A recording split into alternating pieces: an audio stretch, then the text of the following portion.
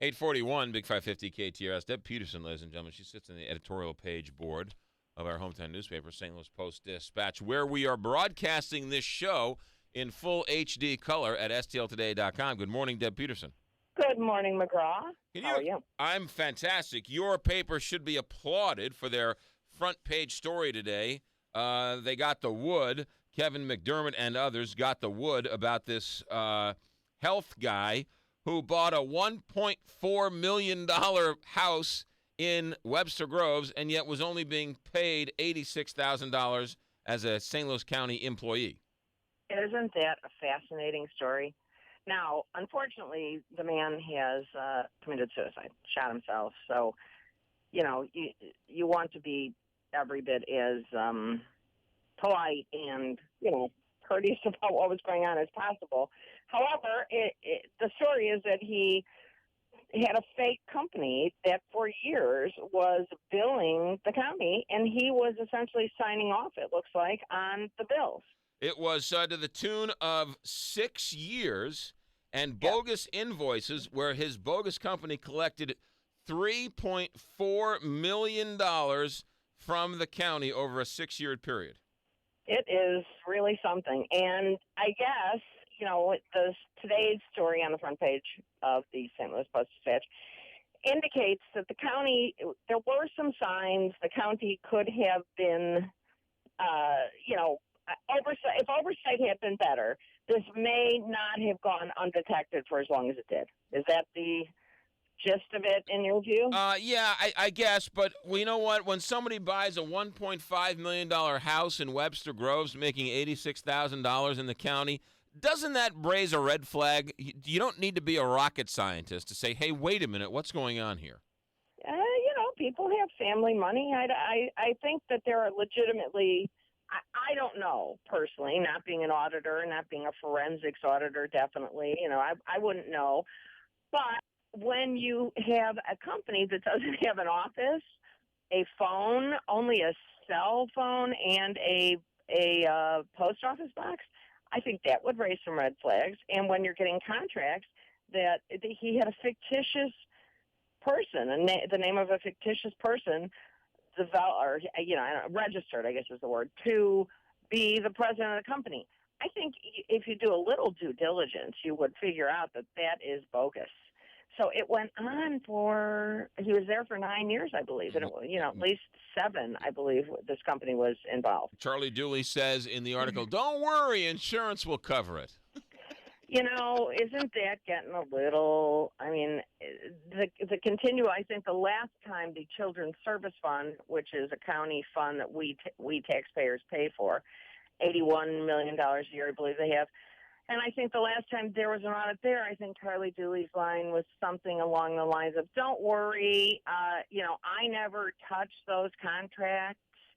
Come on, where does the buck stop in the county? If the county executive continually wants to say, not my problem, these departments, these contracts don't come to me, somewhere along the line, some of the people in the higher offices sign off on this You've stuff. got to wonder. It is just open season for thieves in St. Louis County. I think that's very well stated. It does certainly seem to be everybody who has a contract. And you know what? I would like to think there are many legitimate contracts, but we're seeing so much exposure of wrongdoing with contracts and friends and the cronyism that you just do everything is starting to look kind of not so great. This guy who's robbing the county blind, the other guy's sitting on the board, and then all of a sudden his new company gets a sweetheart deal. Kathy Burkett's a city council person or a county council person, gets a fee office. Charlie hires the relatives of, John Temperiti and Katie Jamborets and everybody who has done some work on his campaigns gets some cushy. And these jobs pay enormously high salaries for what they involve. That's not right. You gotta want, and this guy's going to run for re-election, and Mayor Slay's raising money for him. It is really,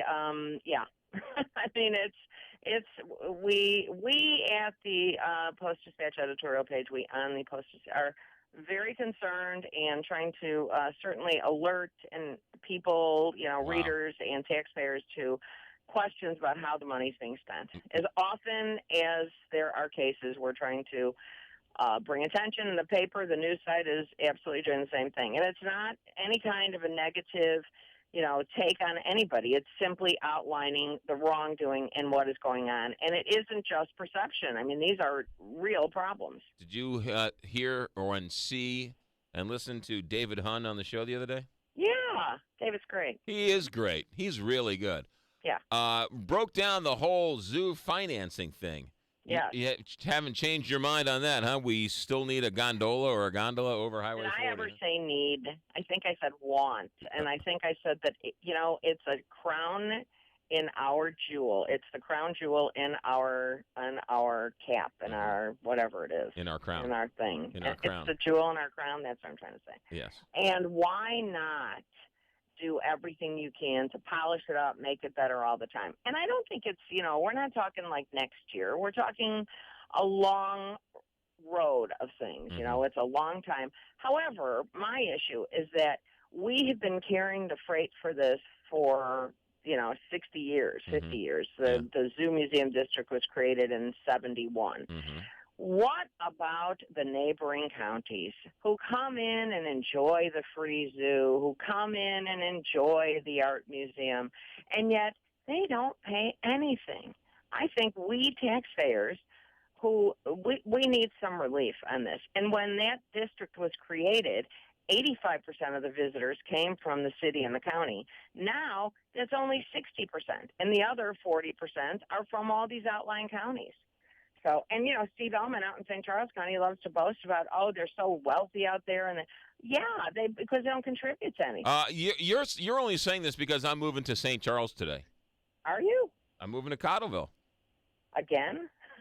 No, not again. I was going to move to Newtown, and then Kearney was buying out there, so I had to cancel those plans and move somewhere else. So you're going from Washington Avenue, heart of loft urban living, to Cottleville? That is again? Correct. Again, You're yes. one. You have some weird stuff. And then, okay, well, never mind. You can say it. I've got issues. I'm not a my whole show is based on all of my issues. Well, when I heard you talking with Charles yesterday, I think I heard in the background like that you were munching on potato chips or something. No, I waited till he left the studio before I pulled out the the Frito-Lays. Come on, that's not right. So are we having some off-the-wagon weight issues going on here? Well, let's put it this way. Team Charles walked in the studio and said, let's talk about the elephant in the room. I'm like, I'm not that fat. Come on. Team Charles walked in the room and he said, how's Team McGraw? And it was only you. Yeah, that's not funny. Ladies and gentlemen, that's Deb Peterson, who would much rather have a gondola over Highway 40 than have the kids read in the city of St. Louis. This is not true. Now, I would much rather support education, but that's a different issue. And it's not putting the money goes into different pots. Don't confuse people. Speaking of pot, we should legalize it. Deb Peterson, when can we read you? When can we see you? All the time. STLtoday.com opinion? /news/opinion. Thank you. You got it. You're the best. Bye. Deb, have a good week. Move. You got it. Thanks. Deb Peterson here sits on the editorial page board and brings it every Friday here. And then you can read her on the editorial page, which is great reading, by the way.